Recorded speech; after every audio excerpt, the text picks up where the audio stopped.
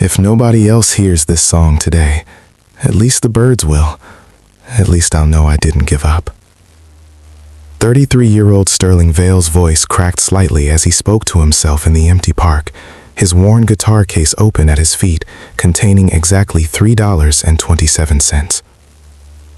The autumn afternoon stretched cold and indifferent around him, joggers passing without pausing, families hurrying past toward warmth. He'd been singing for 2 hours to essentially no one, his breath forming small clouds in the November air, his fingers numb on the guitar strings.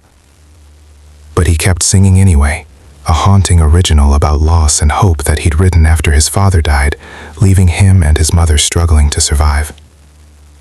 Sterling had been chasing this music dream for 15 years, working night shifts at a warehouse to pay bills, sending every spare dollar to help his mother with medical expenses, performing wherever anyone would let him set up. He was exhausted, broke, and increasingly certain that dreams didn't come true for people like him, people without connections, without money, without the right breaks. That was beautiful. Please, don't stop. The voice was quiet but sincere, belonging to a young woman who'd approached so silently that Sterling hadn't noticed her. She was maybe mid-20s, dressed simply in jeans and an oversized coat, her face kind, but carrying her own weight of sadness. She sat on the nearby bench, pulled her jacket tighter, and waited expectantly for him to continue. Sterling felt something shift, not hope exactly, but recognition that one person's attention could matter more than a crowd's indifference. He sang for her then, really sang, pouring everything into the performance, his exhaustion, his fear, his stubborn refusal to quit despite every logical reason to give up. 26-year-old Meadow Whitmore listened with tears streaming silently down her face. She'd come to this park to think, to escape the suffocating expectations of being her family's heir, the pressure of managing 3 record labels she'd inherited when her grandfather passed. Everyone saw her wealth and position. Nobody saw her loneliness or the imposter syndrome that haunted her despite obvious competence. She'd been questioning whether she even belonged in the music industry when she heard Sterling's voice cutting through the cold afternoon. "That song, it made me feel less alone," Meadow said when Sterling finished, "like someone understands what it's like to keep going when everything's hard." "That's all I want," Sterling replied quietly, "for someone to feel something real, to know they're not the only one struggling. If my music does that for even one person, it matters more than being famous ever could." They talked for an hour. Sterling learned that Meadow loved music passionately, worked in the industry somehow, faced pressures he couldn't quite understand.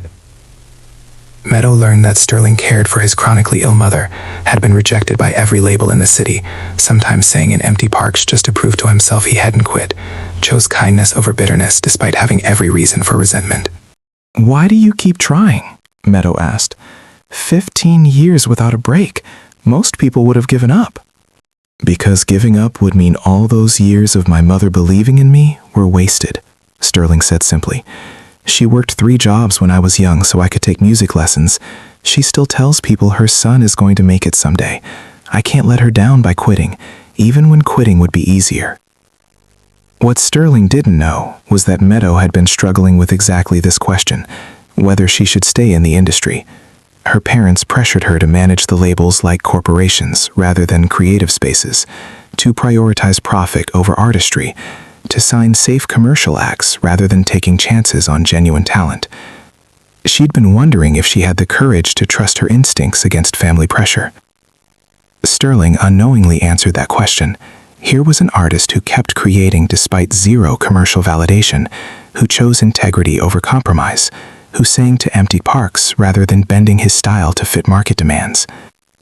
His dedication reminded Meadow why music mattered, not as product, but as human connection.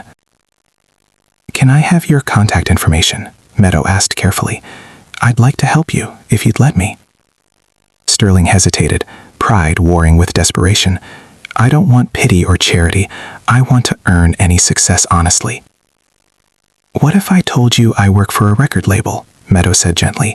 "That I'd like you to audition properly through official channels because your music deserves professional consideration, not as a favor, but because you're genuinely talented and the industry needs artists like you."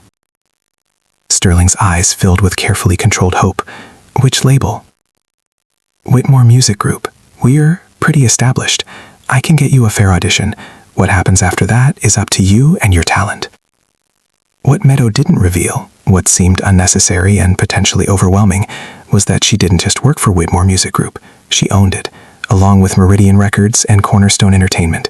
She controlled more of the city's music industry than anyone except her parents, and she just decided to use that power differently than they demanded. 3 weeks later, Sterling auditioned at Whitmore Music Group Studios. He was nervous, certain this was his last real chance, determined to give everything regardless of outcome. When he finished singing, the room was silent. Then Meadow, whom Sterling recognized from the park but assumed was just a junior A&R representative, spoke. "That was exceptional. I'd like to offer you a development deal, not just a recording contract, but actual artist development. Time to refine your work, creative control, support that respects your vision rather than trying to reshape you into something commercial." Sterling couldn't speak, overwhelmed by the validation he'd been chasing for 15 years. Later, when paperwork revealed that the industry worker from the park was actually the CEO of 3 major labels, he felt simultaneously embarrassed and confused. "Why didn't you tell me who you were?" Sterling asked during their first official meeting. "Because I needed to hear you sing for me as a person, not as an opportunity," Meadow replied honestly. "I needed to see if your music came from genuine emotion or calculated ambition. And I needed to know if you'd be kind to someone you thought was just another stranger, or if kindness was something you performed when it might benefit you. You showed me your real character that day in the park. That mattered more than any audition tape." What emerged wasn't just a professional relationship, but a genuine friendship built on mutual respect and understanding. Meadow helped Sterling navigate the industry while protecting his artistic integrity. Sterling reminded Meadow why she'd loved music in the first place, for emotional truth, not profit margins. And when Meadow finally stood up to her parents' demands to prioritize commercial success over artistry, Sterling's example gave her courage.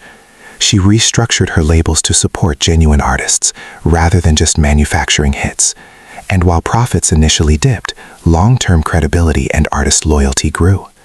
A year after that park performance, Sterling's debut album released to critical acclaim and modest commercial success. At the small release party, he found Meadow standing alone near the window. "Thank you," he said simply, "for stopping, for listening, for seeing something in music nobody else thought was marketable." "Thank you," Meadow replied, "for reminding me why any of this matters. You were singing to an empty park, giving everything despite zero audience, because the music itself mattered to you. That's the artist I needed to meet, someone who creates for connection, not validation. You taught me that real success isn't measured in sales, but in whether we're brave enough to stay true to ourselves when compromise would be easier. Because kindness often begins with simply stopping, pausing our busy lives to truly listen to someone performing for no one, recognizing talent the world overlooks, offering genuine attention when indifference would be easier. We never know whose life we might transform by simply being present for their art, their struggle, their truth.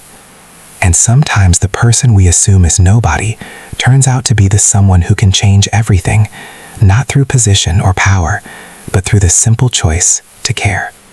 If this story touched your heart, please like, share, subscribe, and comment. Let's spread more stories of kindness and hope together.